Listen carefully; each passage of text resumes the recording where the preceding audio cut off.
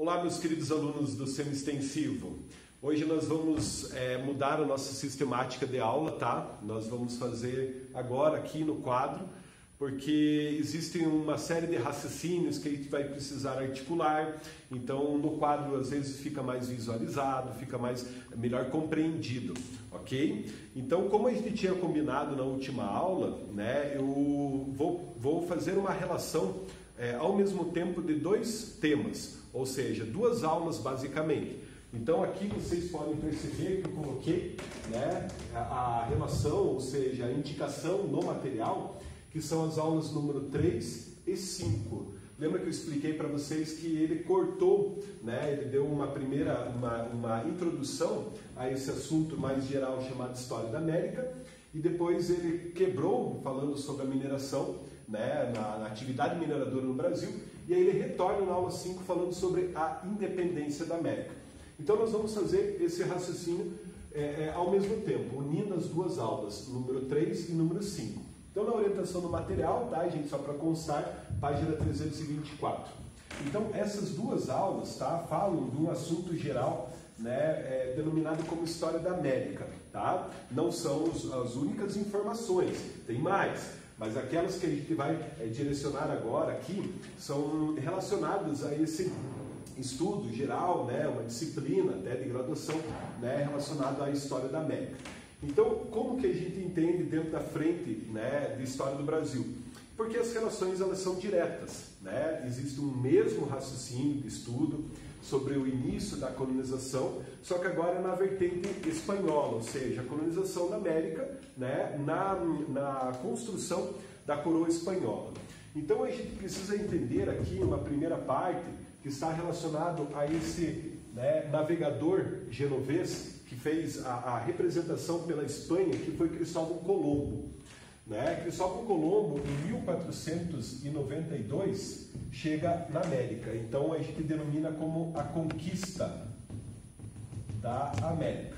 Como nós já falamos, já discutimos o processo das grandes navegações, você só relaciona a esse fato.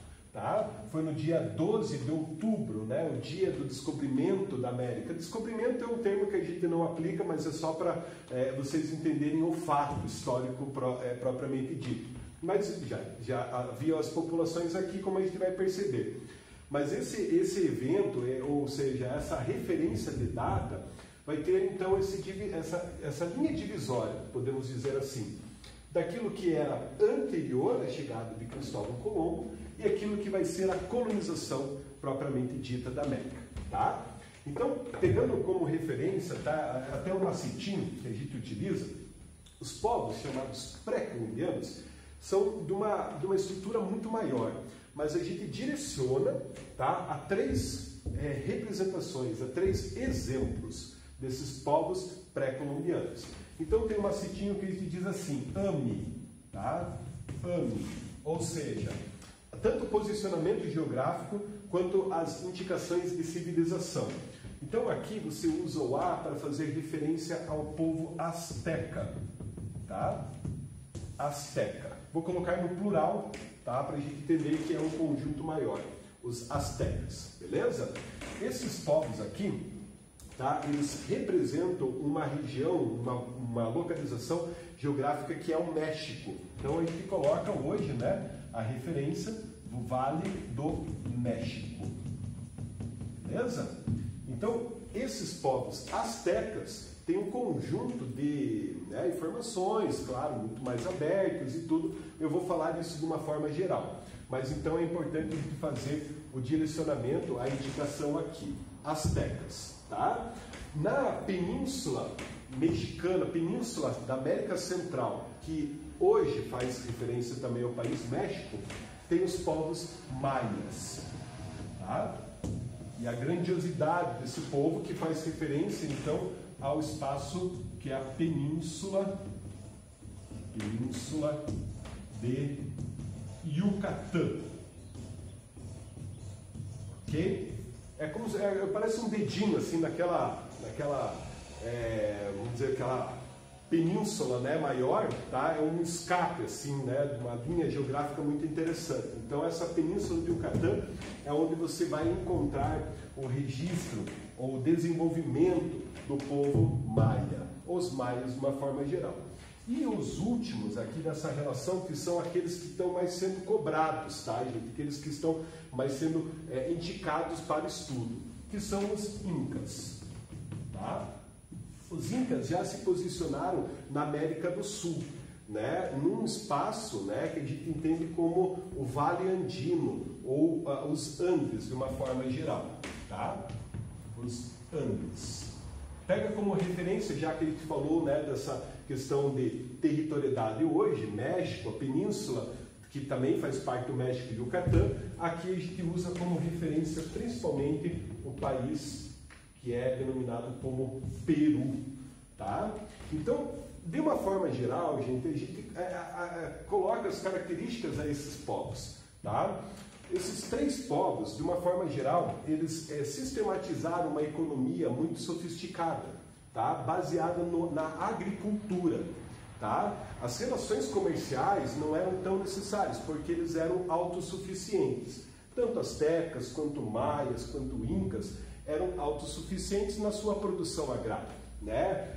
Derivado disso, no contato com o colonizador, eles aproveitaram muitas dessas relações do homem com a terra, né, e incorporaram na cultura europeia. Por exemplo, a gente tem o milho sendo colocado, que é uma cultura nativa, a batata sendo colocada, que era uma cultura nativa, então vão sendo incorporados. O cacau, tá, que virou até, né, aí uma especiaria, né, muito deliciosa, que é o chocolate, tá? E outros exemplos que a gente tem. Então, a base de desenvolvimento econômico desses três povos, então, de uma forma geral, é a agricultura, tá?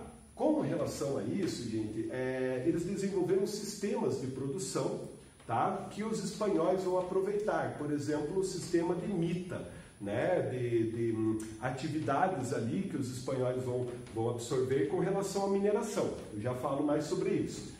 E aí, gente, tem aquela concepção muito interessante, até por serem pontos turísticos muito visitados hoje, que é a sua forma sofisticadíssima de desenvolvimento arquitetônico, né, relações, né, de desenvolvimento matemático, por exemplo, os quipos, né, que eram como se fossem calculadoras, era uma contagem numérica que foi desenvolvida pelos incas. Tá? O estudo astronômico, as suas relações, né, de entendimento entre, né, o universo, a sistemática religiosa deles, que eram politeístas, adoradores do Deus Sol, né, todos eles têm uma forte ligação com aquilo que a gente entende como a religiosidade primitiva, né, ou seja, a relação do homem com a natureza, né? Então, esses elementos, gente, vale uma leitura, vale uma complementação. Lembrando que a gente vai indicando as principais partes desse estudo, tá? Então, lembrem, né, peguem aqui a sequência, né, as três letras, então, que indicam esses povos, né, astecas, maias e incas, e lembrem da posição geográfica, que vocês têm um mapa na apostila aqui, tá? Onde vocês conseguem perceber que lá na referência em laranja, astecas, na península ali do Yucatán, os maias, e aqui em vermelho, os incas, tá? Beleza, feito isso, gente, nós temos então uma questão, tá? Que é o momento mais, assim, discutido na história da América, tá? Claro que é importante entender essa parte inicial, essa introdução, mas aonde existe uma discussão muito mais aprofundada, né, vamos dizer, uma reflexão sobre o processo, é quando vai acontecer a chamada colonização. A colonização, então, ela faz parte de uma estrutura maior, né? Então entendemos que o contexto histórico é importantíssimo. Lembrando, então, que isso vai ser discutido agora no volume 2, que é a ideia da estrutura europeia, da economia europeia, que tinha como principal objetivo, né, desenvolver um espaço de colonização. Então entendemos que o Brasil foi um espaço colônia de Portugal. Agora entendemos que a América espanhola, né, vai ser um espaço de colonização e extração de riquezas. Então, uma primeira reflexão que a gente faz aqui, deixa eu pegar uma cor separada, é entender como que houve esse momento de chegada do colonizador, que é chamado, então, aqui, de conquista da América. Beleza? Essa conquista, ela tem elementos e assim, fundamentos importantes, porque entendemos que a Europa passou por processos de eventos militares muito importantes. Tá? Saiu uma aula, então, que a gente vai narrar ali, a gente vai reconstruir, que são as cruzadas, o chamado espírito cruzadista, né? Os conquistadores, os colonizadores, eles vieram com esse espírito para a América, né? Entendendo que eles tinham uma estrutura militar já desenvolvida e que eles tinham todos os aparatos necessários para conquistar o território. Então, a conquista, ela foi, né, marcada pela violência, né, do enfrentamento dessas civilizações com o conquistador, tá? Então, essa violência, ela é inerente ao processo, tá? Não houve um contato, ou poucos contatos houveram na relação pacífica. Então, isso é uma reflexão tanto para a história do Brasil quanto para a história da América Espanhola, né? Que esse enfrentamento ele foi marcado pela violência, né? Não houve um espírito cruzadista pacífico. O espírito ele era, né, de conquista mesmo, tá? Então aqui a gente diz, né, que a referência, né, das armas, a América foi conquistada pela cruz, tá? Pela espada e pela fome, tá? Isso aí é uma expressão, né, uma citação que não é minha, por isso que eu estou abrindo aspas, tá? Pablo Neruda escreve nos seus poemas, né, a cruz, a espada e a fome conquistaram a América, ou destruíram a América, depende do ponto de vista, tá? No ponto de vista do colonizador é uma coisa, o ponto de vista do colonizado é outro.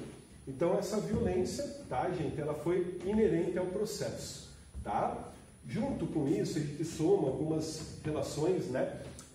Que foi, por exemplo, as doenças que foram colocadas e trazidas aqui pelo colonizador, tá?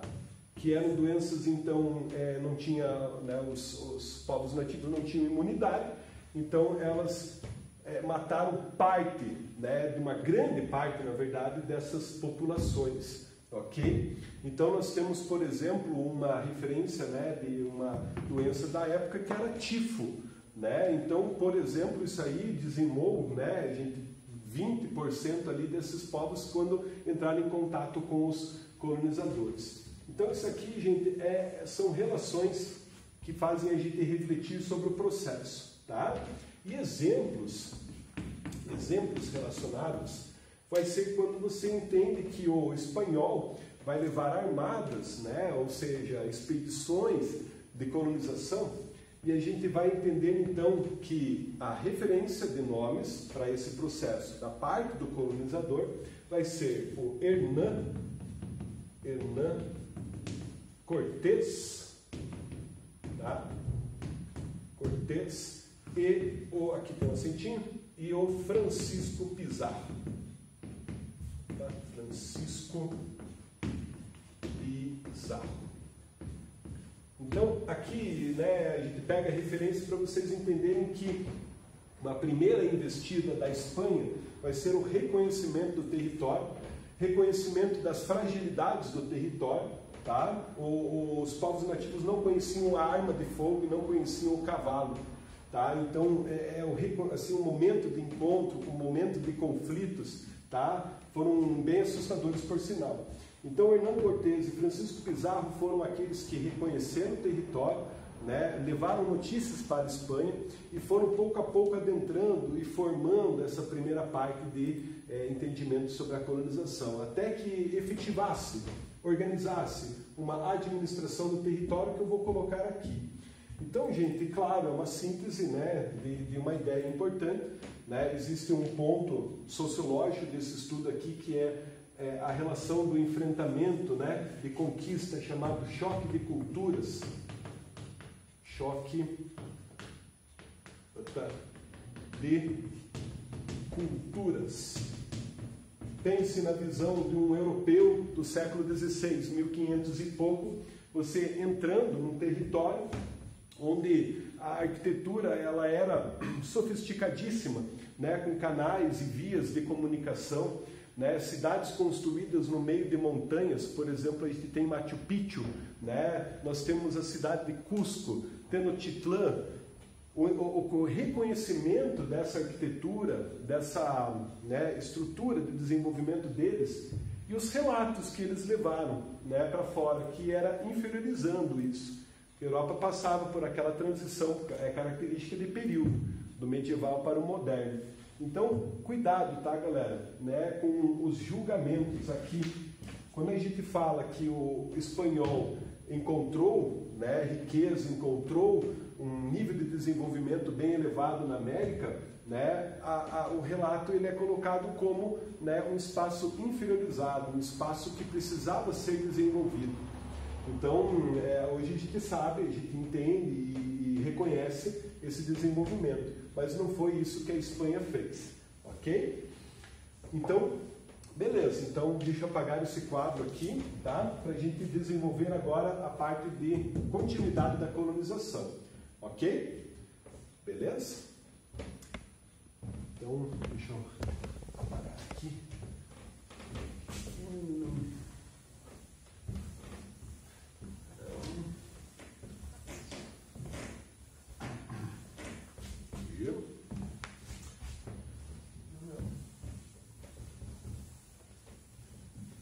Saudades de apagar o quadro, hein? Oh, saudades do giz.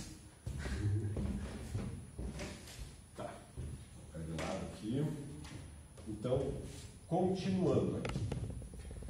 Ok, gente? Então, continuando a ideia de colonização. Primeira parte, então, esse encontro, esse choque, esse envolvimento, né, de colonizador e colonizado. Agora a gente faz a referência, né, do espaço, da estrutura, tá, que a Espanha vai organizar aqui. Então, qual era o maior objetivo dos colonizadores espanhóis? Era encontrar ouro. Os relatos de navegadores, né, de viajantes, mercadores, já, né, lá do medievo, da mentalidade do medievo, né, entendia-se que havia o Eldorado, né, o Eldorado, onde havia montanhas de ouro e se extraía, pipocava ouro do chão, as pessoas, né? Então esses relatos eles estavam compondo, né, o imaginário do navegador, de um conquistador, de um colonizador. Então a primeira investida, tá, é fazer a divisão do território, tá? Chamados então de vice-reinos, a divisão, beleza? O primeiro reino, ou vice-reino, melhor dizendo, né, uma extensão do reino da Espanha, que era um reino muito fortalecido, muito bem arquitetado na sua forma absolutista de poder, vai ser a chamada Nova Espanha, tá? Nova Espanha. Você tem ali a referência material para hoje indicar quais são os países, tá? Não vou ficar decorando isso porque não vai fazer uma grande diferença, é entender que havia espaços divididos de controle de colonização espanhola, tá? O vice-reino de Nova Espanha, o vice-reino de Nova Granada. Por que esse nome, galera? Porque a cidade espanhola de Granada foi espaço de homéricas batalhas, tá? Granada foi o último reduto árabe que a Espanha, dentro do território, ela vai investir militarmente. Então vai ser uma referência, ó, né, o que nós conquistamos dentro, nós conquistamos fora também. O vice-reino do Peru, tá? Aqui, ó, vou colocar vice-reino, para vocês entenderem que só estou pegando a referência. Peru, tá? Pela importância dos incas, tá, gente? E a relação direta com o nosso território aqui do sul do Brasil e sul da América, que vai ser Nova Prata. Rio da Prata, melhor dizendo, vice-reino do Rio da Prata. Não confunda com nenhuma lanchonete aí né? Rio da Prata ou território platino, tá? Porque a gente entende, né, a cisplatina, a relação com o rio, né, que divide hoje o país Argentina, divide o Uruguai, né, tá lá Montevidéu, tá lá, né, Assunção, desculpe, esqueci agora o nome, mas a referência dessa linha, né, de entrada no território. Então esses quatro, melhor dizendo, vice-reinos, vão ser administrados pela Espanha, tá? Numa estrutura que a gente entende como, né, a relação da economia, simplificando da seguinte forma. Como eu falei para vocês, a principal atividade era a mineração, então a economia aqui vai ser baseada nisso, né, a atividade da mineração. E um detalhe, né, os registros, né, as mensagens, né, essas informações que vinham até a Europa, né, se consolidaram quando a Espanha vai interiorizando, vai percorrendo alguns territórios e realmente encontrando lugares de mineração, lugares de extração de minério, ou extração de ouro e prata, diamantes, muito, muito bem, né, vamos dizer, férteis. Né? A mineração, nesse sentido aqui, pela Espanha, vai ser uma atividade já inicial. Coisa que Portugal vai demorar algum tempo para reconhecer o espaço, né, expedições entrando no nosso território, né, levando notícias, até que encontram áreas de extração, né, de extrativismo do ouro direto, que vai ser a região das Minas Gerais. Então a mineração, gente, ela vai ser sistematizada numa prática chamada mita. Tá? Então é fácil de lembrar, de associar. Pegue lá, né, M aqui de mineração, M de mita, ou seja, a sistematização de uma mão de obra, tá, de um trabalho compulsório para desenvolver a atividade mineradora. E nessa atividade mineradora, tá, vamos usar o exemplo, tá, que até tem uma expressão, as minas de Potosí, tá? A expressão dizia assim: havia tanto ouro em Potosí que dava para construir uma ponte ligando a Madrid, tá? De Potosí a Madrid, ou seja, áreas de mineração. Montanhas e montanhas foram literalmente levadas para a Europa, tá? Foi um intenso trabalho, um intenso movimento extrativista nessa ideia, tá? E a agricultura, como já era uma base de desenvolvimento aqui desses povos, ela era sistematizada pelo trabalho compulsório na chamada encomenda. Vou colocar aqui também, prática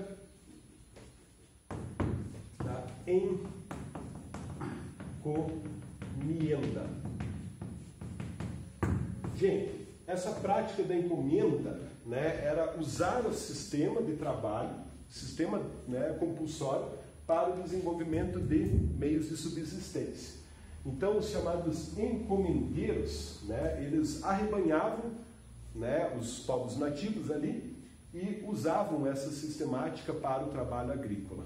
Então, não se safava ninguém, né, era todo mundo trabalhando em função da Espanha, nas atividades específicas de mineração, né, locais específicos, e o suporte da agricultura para sustentar toda essa estrutura aí maior, tá? Então lembre, mita e encomenda.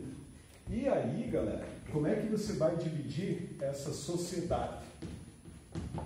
A sociedade que vai se estruturar aqui vai estar dividida em quatro partes, tá? Primeira parte, ou seja, aqueles que eram os responsáveis em administrar o território, tá? Eram chamados de chapetones. Gente, esse termo deriva da figura, dizer assim, da simbologia, ou, né, de uma indicação que eles eram os administradores enviados pela Espanha. Eles usavam uma chapa, né, como se fosse um colar, assim, né, que dizia qual era o reino, vice-reino, e qual era a representação de liderança, tá? Então os chapa, né, os chapetones, eram aqueles que eram espanhóis vindos para administrar o território, ok? abaixo dos chapetones, formou uma sociedade, né, com processo natural de desenvolvimento, que são os que migram, né, de um território, migram da Europa, para auxiliar nesse processo de desenvolvimento econômico. Então, esses aqui, os chapetones eram administradores que vinham da Espanha e voltavam para a Espanha. Agora, ó, cuidado com esse termo. Os crioulos, tá? Não é crioulo, por favor. Uma coisa é você ter essa denominação pejorativa, né? A relação da escravidão, tá? Com o crioulos, com 2 L's e itálico. Sempre é escrito em itálico, tá, gente? Eu não consigo escrever no quadro em itálico, pelo amor de Deus. Mas é para chamar a atenção a essa denominação, tá? Os crioulos, eles eram espanhóis nascidos na América. Espanhóis nascidos, tá? Na América. Qual é a grande diferença, então? É que esses eram espanhóis e continuavam sendo espanhóis. Os crioulos já eram espanhóis, né, de descendência, mas o desenvolvimento, né, ou seja, as raízes desse grupo estarão conectadas, vinculadas, né, ao território América. Então eles perdem o direito do direito que eles tinham como espanhóis nativos. O espanhol, tá, eram administradores, crioulos eram aqueles que vão se miscigenando, vão se compondo como uma estrutura social na América. Mas então eles perdem o direito por estarem aqui, terem seus filhos aqui, tá? Então os chamados crioulos vão ser, né, uma referência de estudo muito importante já adiante, tá? Já sabemos disso. Galera, os mestiços, né, porque é um processo natural, né, da composição social de um território, né, crioulos vão, né, entrando em contato com nativos, né, e com o sistema da escravidão e assim por diante, vai gerando um grupo social diferenciado, né, e aqui escravos. Só que aí tem, vou colocar o termo mais correto usado hoje em dia, né, gente, já avisei vocês sobre isso, escravizados, né, a condição dele. Então, essas 4 estruturas da sociedade da América, tá? Ou da América Espanhola, nós chamamos a atenção a esse detalhe aqui, ó. Qual vai ser o território onde mais vai ser aplicado o sistema de escravidão? Brasil, tá, gente? Portugal necessitou muito mais, tá, de mão de obra escravizada para sustentar a estrutura econômica. A Espanha usou menos. Isso é até evidente na composição social, tanto do Brasil quanto do restante da América Espanhola. Então, quando coloca-se essa reflexão, não cai em pegadinha, tá? Que a América Espanhola usou uma demanda de escravizados muito maior que Portugal. Não. Aqui no Brasil foram cerca de 8 milhões e pouco, né, dessa mão de obra. E na América a gente tem 1/3 disso, tá? Então, beleza. Essa é basicamente a aula número 3, tá? Agora eu vou fazer a relação direta com o que é a condição na sequência, tá? Beleza. Então, vamos apagar aqui. Eu vou tomar uma aguinha aqui na garganta. Precisa de...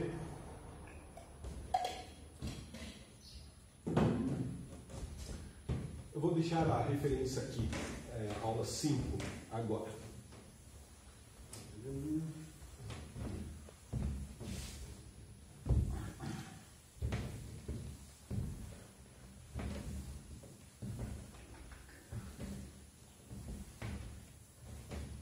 Tá, gente. Então, assim, ó, a relação da aula 5 com a aula 3 está na sequência da cronologia dos eventos que aconteceram, né, num contexto maior, mas para a gente entender, então, por que chama-se independência, tá? Eu vou pegar aqui o título exato, independências, no plural.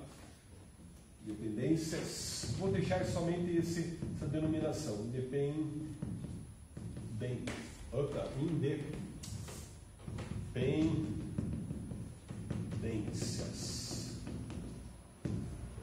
Gente, Porque assim,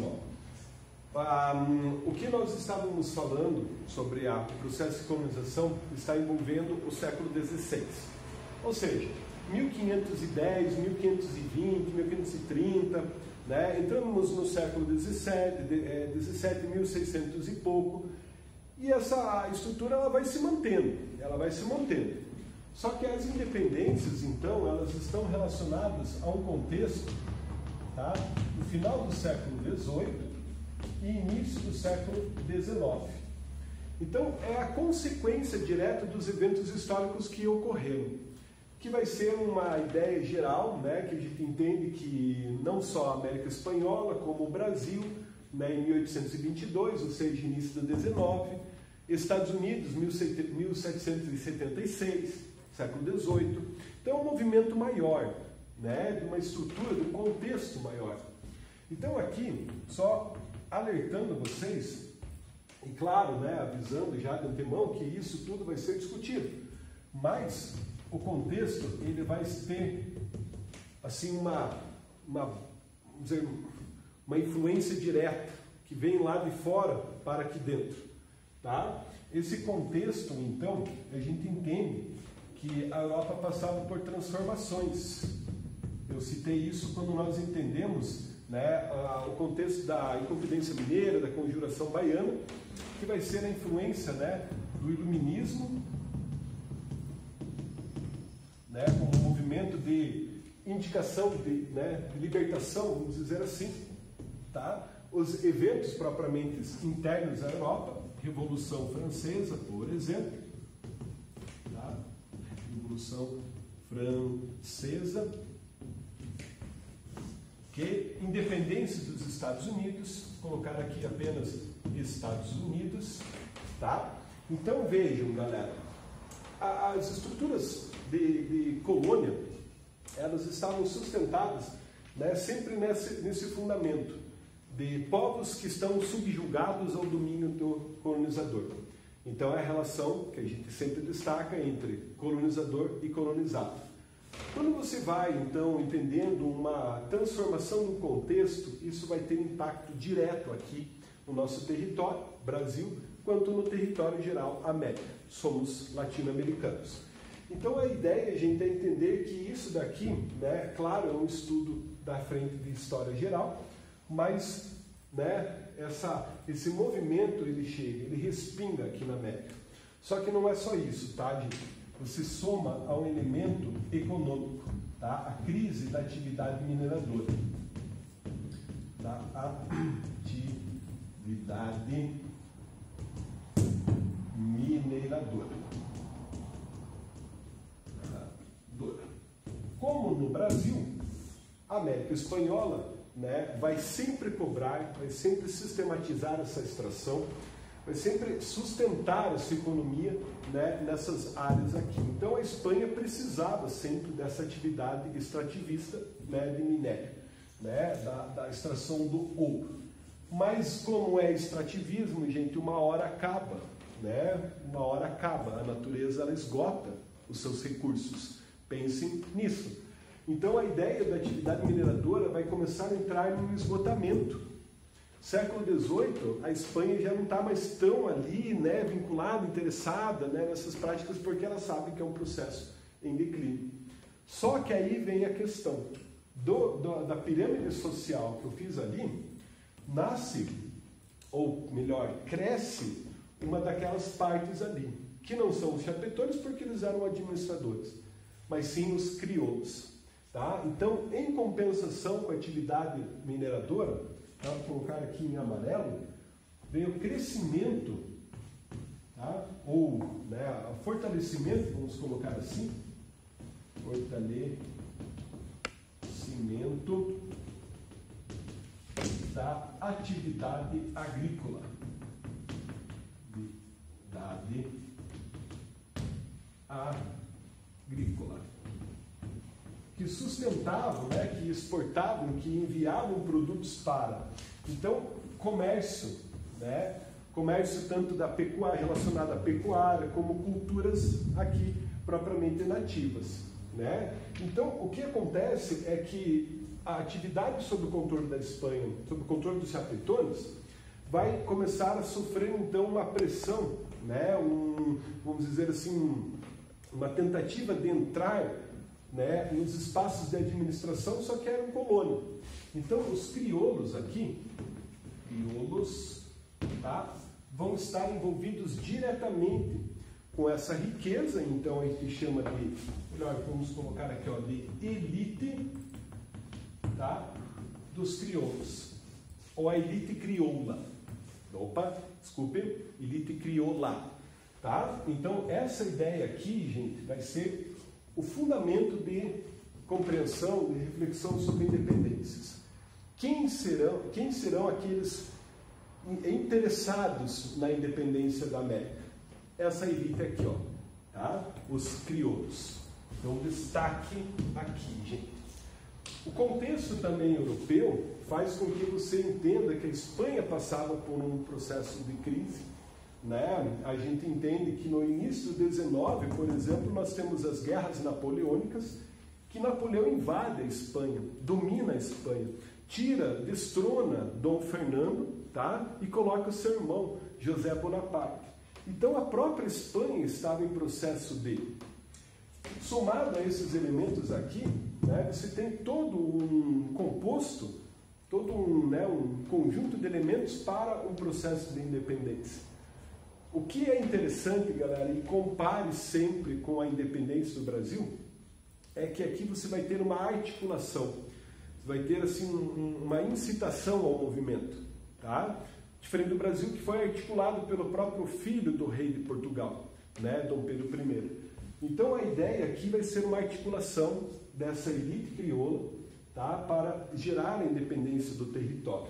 Então por isso que a gente entende aqui a expressão até do evento futebolístico muito, vamos dizer assim, referenciado, né? Gostamos de ver jogos dos chamados Libertadores da América, tá? Libertadores da América. Que esse evento aí, né, ele faz uma homenagem a esses articuladores do processo, tá? Os Libertadores da América, então, eram representantes dessa elite crioula aqui, sabe, gente? Sempre envolvendo esse raciocínio.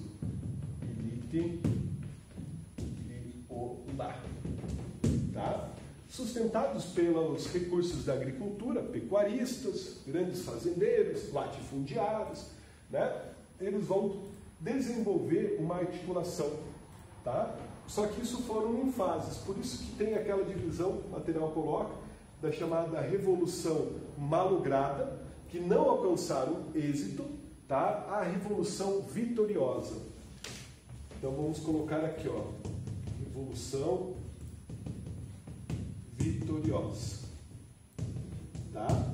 Ou também tem as chamadas guerras malogradas ou guerras, né, vitoriosas, no sentido assim, que houve uma tentativa inicial, mas não alcançaram êxito. E aí a articulação ela acontece, tá? Para vocês entenderem como é que foi, eles desenvolviam milícias armadas, né? Eram representantes de um poder econômico que tinha como principal fonte o recurso, a riqueza, onde eles vão militarizar, né, ali as representações, principalmente os nativos, né, gente, os mestiços, os indígenas, que foram utilizados como, né, soldados nessas guerras. Então elas foram e envolveram o início do século XIX, aqui, ó, de 1801, vou pegar a referência de início de século, tá? Até 1820, mais ou menos. Então você entende que nesses 20 anos, né, houve uma investida, uma tentativa de expulsar os espanhóis daqui. Nessas tentativas, então, com êxito, né, com sucesso, algumas, né, investidas, no plano geral, nós temos os territórios se tornando independentes, tá? Eu vou colocar exemplos aqui dos libertadores, mas não é para ficar mentalizando o nome, é para vocês entenderem a referência, né, que se constituiu. A maior referência vai ser Simão Bolívar. Simão Bolívar. até, né, com o estudo da geografia, né, até a articulação com a geopolítica, nós entendemos hoje o chamado bolivarianismo, né, defensores dos preceitos, né, internos ao território, sem um controle externo, sem uma influência de fora. Né? Então, o chamado Simão Bolívar foi o grande libertador da América, somado a outros. Tá? Aqui, do ladinho, né, do nosso território, aqui, Paraguai, tá, foi um articulador, um libertador chamado José Francia. Tá? Aqui, também pertinho, na Argentina, chamado San Martín. Ok? Hidalgo, Iturbide, O'Higgins e vários outros nomes surgem aqui. Ou seja, gente, as personalidades, né, no chamado protagonismo, de articular ideias, interesses e se associar a isso. Aí o que acontece, gente? Conseguindo conquistar as independências, né, ou seja, os territórios vão acabar se tornando livres, nós temos uma observação aqui importante, que é a seguinte: Simão Bolívar foi alvo, tá, de um estudo, de uma construção de uma biografia, né, feita por um dos grandes, no meu ponto de vista, o que eu mais gosto de ler sobre a América, que vai ser o Gabriel Garcia Marques. Gabriel Garcia Marques escreveu uma biografia, um romance histórico sobre a vida de Simão Bolívar, chamado O General em Seu Labirinto. E o Simão Bolívar, então, gente, ele projetava uma América unida. Olha a diferença, tá, gente? Nós temos o Brasil, um composto, né? Sempre defendemos a nossa soberania, sempre defendemos a nossa unidade. Mas e a América Espanhola também era um território, mas ele vai se fragmentar, ele vai se fracionar em partes, tá, gente? Por quê?